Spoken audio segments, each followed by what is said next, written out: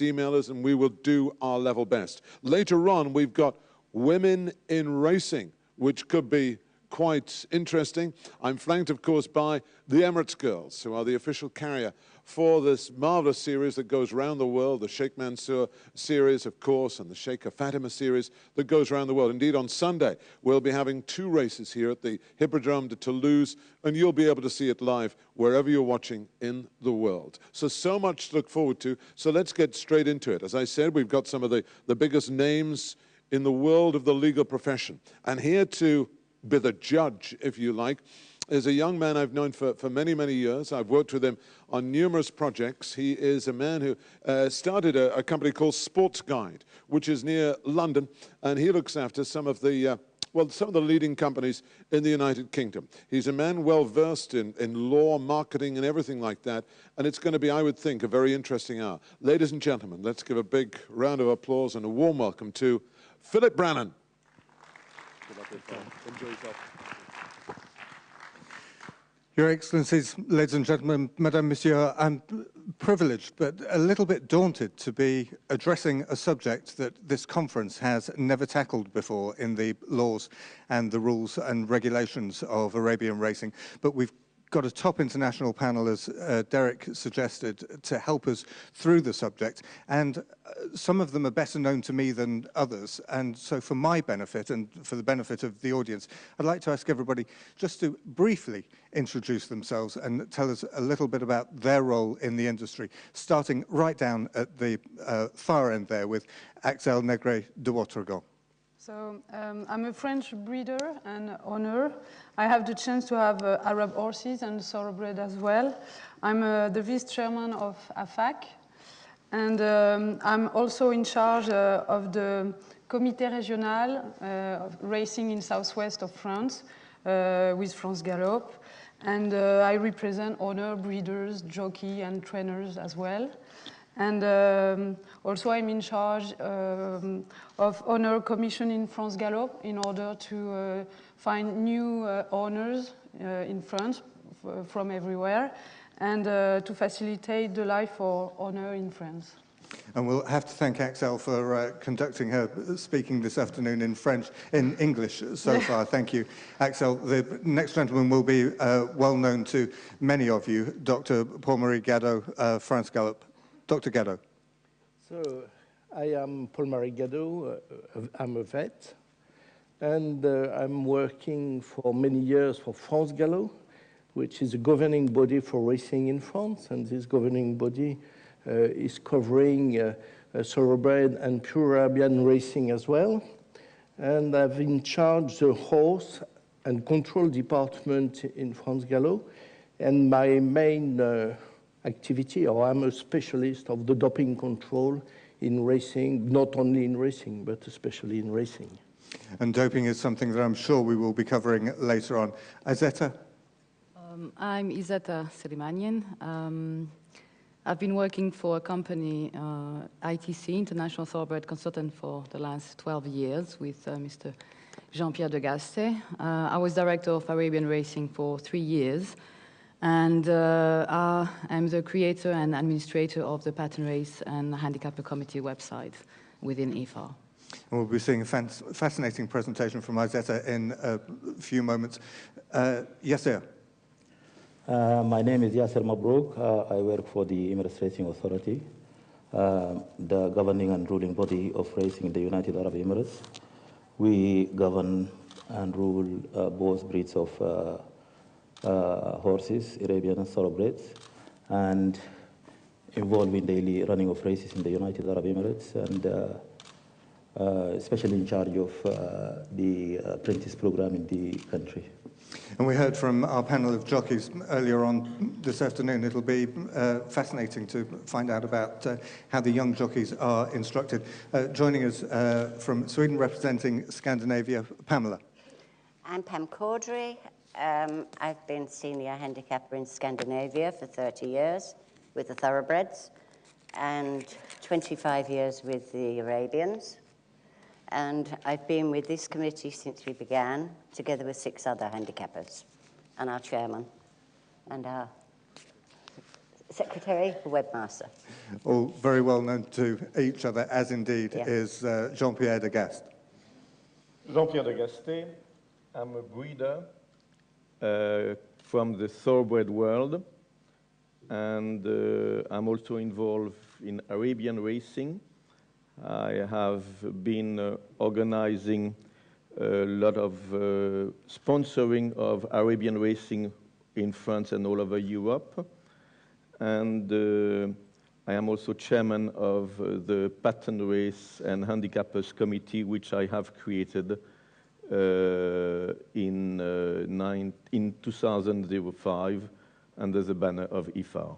And we'll talk a lot more about that pattern in just a moment.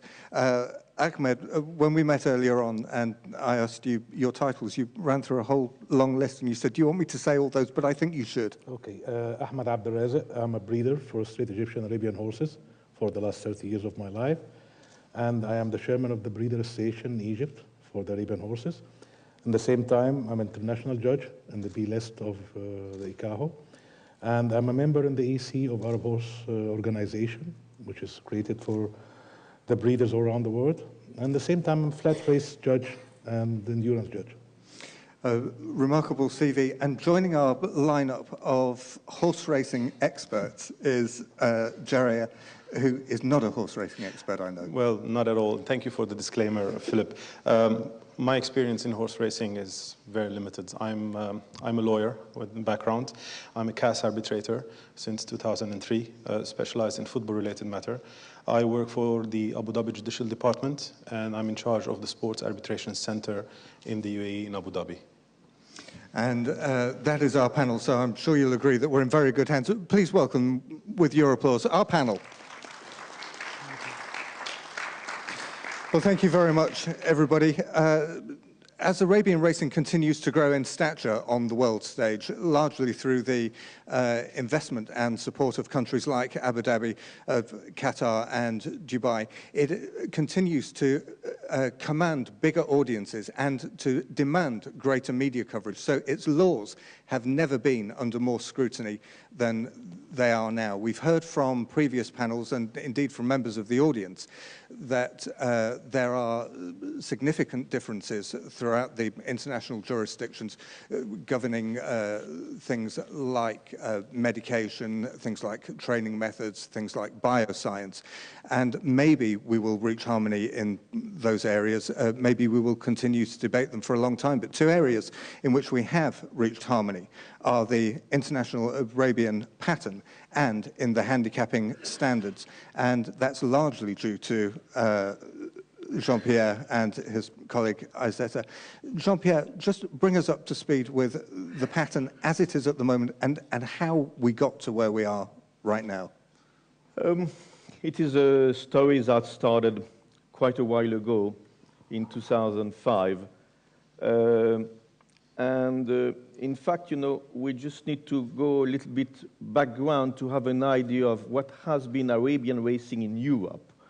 And it is fairly new that Arabian racing has been run in this international level like what we have now. In fact, it's coming from 1994 onward, thanks to the introduction of race sponsorship by Middle Eastern countries, and in particular, the United Arab Emirates, sponsorship of the Prix du Jockey Club in France, the French Derby in 1994. It is all when it started. At the time, the main pure Arabian races in the world were categorized as either local or international event, and sometimes, like in France, as class 1, 2, or 3. The international races were categorically considered the best event, and each country could make up the race condition suited to their need, and without the slightest consideration of the level of the contest. IFA, as you know, was created in 1998 with a view of facilitating the integration of pure Arabian races into the international racing world. From the start, IFA had to deal not only with the different rule and race conditions that each of the member country had in place, but also with the different level of quality that horses displayed in each country. Then there were the different level of quality of the so-called international event. One of IFA's first goals then was to try and determine the level of horses in each country and to categorize the races on an international level. In fact, nobody had a single idea of what was the difference of level between the horses and what was their rating. And it is in that vein that in September 2005, IFA Executive Committee embraced my proposition of creating a pattern race committee. Indeed, since its creation, IFA has tried to find a system for handicapping horses that run in different countries. It was one of the main targets of the executive board, but yet they did not succeed in finding a reliable way of comparing the different level of handicap of the horse running in the different countries, and hence failing to establish a scale capable of attributing the correct weight per horse from different countries. The first step then has been to obtain in 2006 the recognition from the ICSC, International Catalog Standard Committee, headed by the thoroughbred European pattern race, for having for the Arabian race a group statute, and we have been assessed the group PA statute for all group races.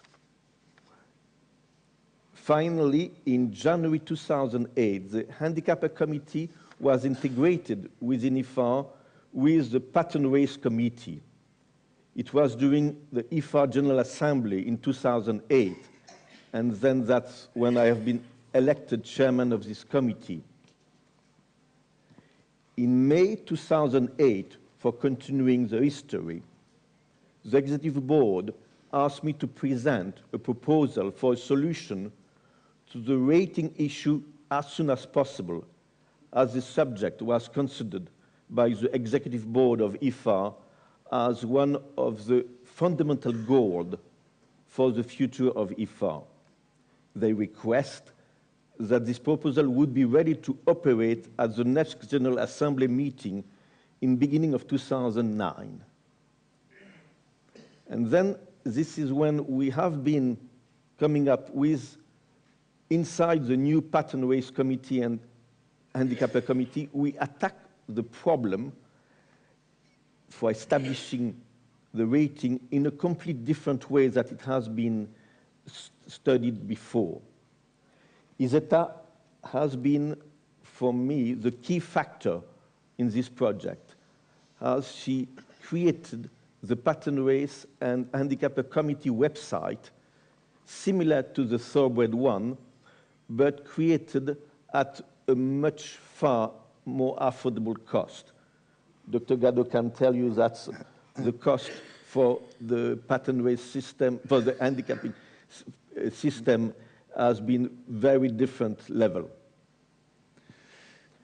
This has enabled the handicapper member of the supervisory committee to have a common working space to rate all pattern race and all horse running there, which then allowed them to publish international rating on a single scale applicable to all horses of all countries. And ISETA is going to show you after, she's going to have all in the video, she's going to explain the detail of this pattern race website, and you will be able to follow it and see its creation? Well, the Pattern Race website is, thank you, Jean-Pierre, the Pattern Race website is fascinating for anybody who wants to visit it, and it's there, and there is a public section that we can all look at and keep up to date with the workings of the Pattern Race Committee. But what it doesn't allow us to do is to see the engine that drives it, because very few people, as Zeta, have actually seen that, and I think today will be the first time that that side of the website, the side that's restricted to the members of the Handicapping Committee, has been shown to the public. Exactly. So we'll start with the presentation. I started working on this project in 2009 with the member of the Supervisory Committee, so of course chaired by Mr. Jean-Pierre de Gaste and 6 other handicappers, which both actually work in thoroughbred and Arabian racing. So